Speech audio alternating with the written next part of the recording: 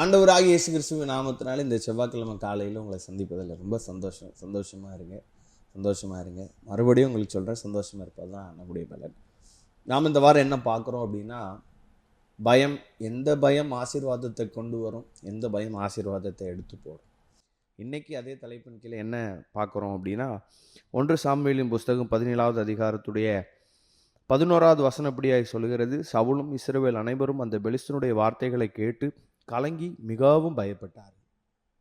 நம்ம எல்லாருக்குமே தெரிந்த சம்பவம். இங்கே யார் வந்திருக்கிறா அப்படின்னா, கோலியாத்.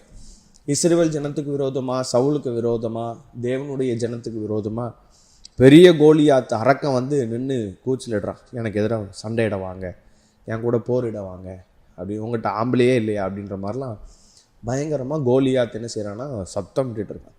இந்த சத்தத்தை கேட்டதான சவுலும் இஸ்ரவேல் ஜனங்கள் என்ன செய்தாங்கன்னா பயந்தாங்க. அவங்க பயந்ததுனால கிட்டத்தட்ட 40 நாள் அவங்களுக்கு என்ன இல்லை அப்படின்னா ஜெயம் கிடைக்கல. பயப்படாத ஒரு மனுஷன் அங்கே வர்றான். யாருன்னா தாவீது.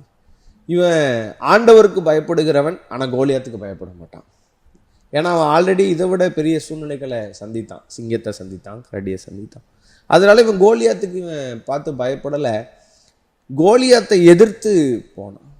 ஜெயம் உடனே கிடச்சிருச்சு. இன்றைக்கி என்ன பார்க்குறோம் அப்படின்னா, இந்த சத்துரு நம்முடைய இருதயத்தில் சில சத்தம் பேசுவான். இது உன்னால் முடியாது, இது உன் வாழ்க்கையில் நடக்காது, இனிமேல் இந்த ஆசீர்வாதம் வராது, இனி உனக்கு கர்ப்பம் கிடைக்காது, உனக்கு பிள்ளை கிடைக்காது, இனி உன் வாழ்க்கையில் நீ மேன்மையை பார்க்க முடியாது, இப்படியெல்லாம் ஒரு சத்தம் உங்களுடைய இருதயத்தில் பேசிக்கிட்டே இருக்கும். அவிசுவாசத்தை கொண்டு வந்துகிட்டே இருக்கும். இந்த சத்தத்தெல்லாம் கேட்டோன்னே பயப்படக்கூடாது. சவுலும் இஸ்ரவேல் ஜனங்களும் கோலியாத்துடைய சத்தத்தை கேட்டோன்னே பயந்துட்டாங்க. நீ பலவீனமாயிட்ட, உனக்கு வயசாயிருச்சு, அப்படி தான் நம்முடைய இருதயத்தில் பேசிகிட்டே இருக்கு இல்லையா? இனி உன்னால் என்ன பண்ண முடியும், இனி உன்னால் என்ன சாதிக்க முடியும்? இல்லைங்க, ஆண்டவருக்கு ஒரு மனுஷனை உயர்த்துவதற்கு நேரம், காலம், வயசு இதெல்லாம் பெரிய மேட்டரே கிடையாது. ஒரு மனிதனை ஆண்டவரை உயர்த்தணும், ஆசீர்வதிக்கணும் அப்படின்னு நினச்சிட்டாருன்னா அவருக்கு நேரம், காலம்லாம் பெருசே கிடையாது. ஆபிரகாம் ஆசீர்வதிக்கணும்னு நினச்சாரு, வயசு ஒரு பொருட்டு இல்லை, விசுவாசித்தான் ஆசீர்வதிச்சார். நீங்கள் பயந்தீங்கன்னா ஜெயத்தை பார்க்கவே முடியாது. உங்களுடைய வாழ்க்கையில் ஜெயம் என்கிற ஆசீர்வாதம் வேணும். உங்களுடைய சூழ்நிலையில் ஒரு ஜெயமான வாழ்க்கை, வேலையில் ஜெயமான ஜீவியம், இதெல்லாம் வேணும். நல்ல ஜெயமுள்ள ஒரு வாழ்க்கையை வாழணும், ஆசீர்வதிக்கப்பட்ட ஒரு வாழ்க்கை வாழணும் அப்படின்னா பிசாசுக்கு பயப்படாதீங்க. உங்களுடைய இருதயத்தில் ஒருத்தன் அவிசுவாசத்தை விதைச்சிக்கிட்டே இருக்கான் பார்த்தீங்களா, அவன் சத்தத்தை கேட்டு பயப்படாதீங்க. ஆண்டவருடைய சத்தத்தை கேட்டு பயந்து ஆண்டவரை நெருங்கி பாருங்கள். இந்த சத்ருவை எதிர்த்து நின்று பாருங்கள், ஜெயம் உங்களுடைய தான் மாறும்.